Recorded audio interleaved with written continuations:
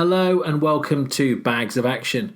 My name is Pete and this is a 5-minute Bags of Action review of Mission Impossible Rogue Nation from 2015.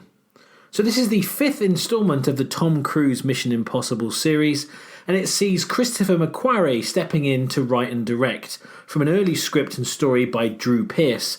Pearce, of course, who's known for Hotel Artemis and Iron Man 3, and McQuarrie had previously directed things like The Way of the Gun and another cruise vehicle, Jack Reacher.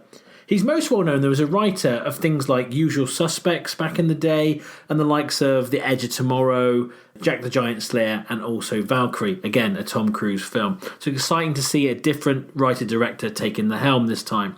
So what is this 5th Mission Impossible movie about? Ethan and his team take on their most impossible mission yet when they have to eradicate an international rogue organisation as highly skilled as they are and committed to destroying the IMF.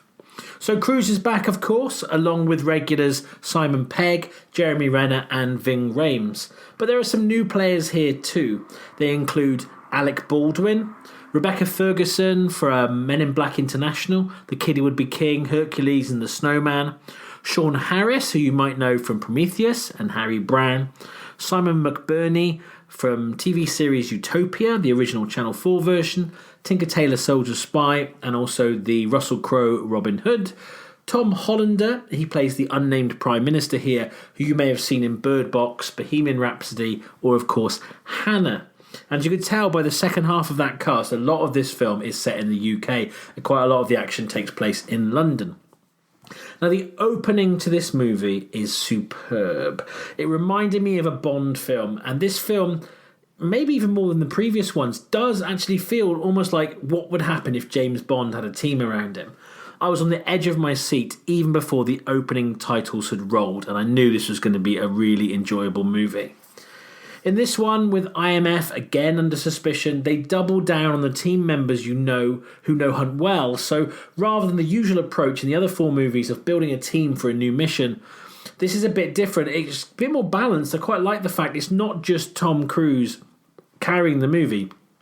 Pegg, Renner and Rhames, their familiarity with him makes this feel even stronger and I think adds a little bit more depth to the movie too. Having quality actors like Baldwin and Hollander in the mix really helps, and especially Rebecca Ferguson. She steals pretty much every scene she's in with her physical prowess and also her acting ability. And she's almost like the greatest ever Bond girl, but not even in a Bond movie. And again, where Bond has become darker and grittier in the Daniel Craig era, the balance of adventure and humour here almost had me holding out for a Roger Moore cameo. That's where some of it felt like. It almost felt like a Roger Moore Bond film where you've got that balance of camaraderie and humour alongside the adventure and the action part of the story. Now the plot, like in previous films, makes little sense if you really analyse it properly, but it doesn't really matter. It's as this is pure escapism. You also shouldn't really think about the amount of injuries. Ethan at one point lands from a car crash, gets up and goes off and then has a motorbike crash like 5 minutes later. You've got to really kind of suspend your disbelief in terms of those kind of things. It is one of those stylized kind of heightened action films rather than something that's kind of real world. But the set pieces, the fights, the shootouts, say the cars and bike chases are suitably breathtaking. And I like the fact that Rebecca Ferguson's character is just as good a fighter as Ethan Hunt is. And she's a key to the whole of this story. All that action, which is really beautifully done, is underpinned by some much needed familiarity and camaraderie between Ethan Hunt and his long-standing teammates. Their loyalty adds a bit of depth to proceedings, as I said, and so does the mystery behind Ferguson's character, Isla Faust. And in Harris's Solomon Lane, you have a worthy adversary to hunt too. It's not just the organisation, the syndicate that is as good as IMF, but it's also him as a key player. There's someone that Ethan can really square up against. Now, I didn't like this one quite as much as the third movie, which J.J. Abrams directed, which I think so far remains my favourite.